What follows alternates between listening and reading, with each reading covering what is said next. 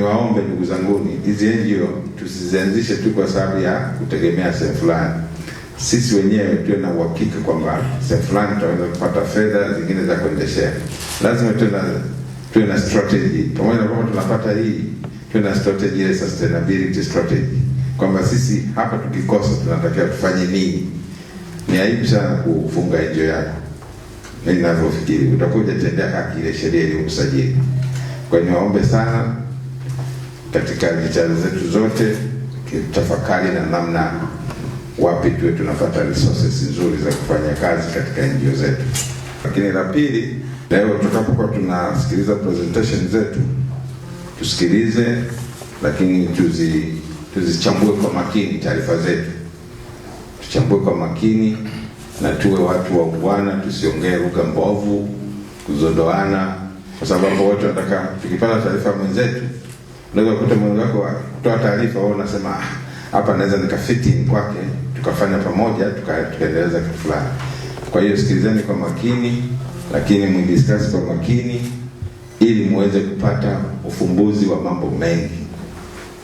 Msioneane wivu kutoa elimu kwamba mimi bwana nafanya hiki na hiki, nimepata hiki na hiki, na sasa hivi hapa nimefikia stage fulani, ili mwenzako na yeye kama atakuwa na lolote la kuongezea anaweza kuongezea katika maeneo yako.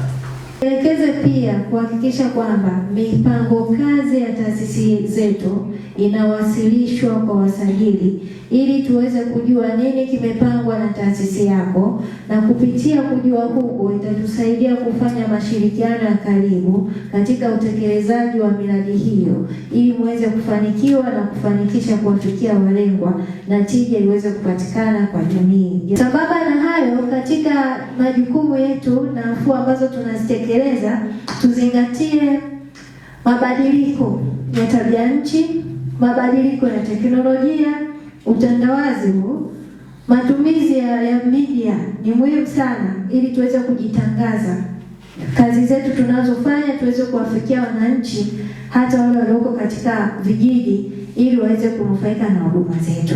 Na niaba ya mkurugenzi, nipende kusema tu sisi wadau wote NGOs hizi zote nawakaribisha sana kwenye kutoa huduma katika halmashauri yetu. Karibuni sana, sisi tuko wazi, tuko tayari kufanya kazi na nyinyi kwa kufuata taratibu na sheria zilizopo. Sisi tutafanya kazi bega kwa bega. Sehemu ambayo mtakuwa mnakwama, tutakwama, wala tunaangalia ni wapi ambapo kuna shida hivi na itatua. Kwa sababu kitu kingine hizo kama kitu kidogo tu ambacho kufanya communication tunakimaliza.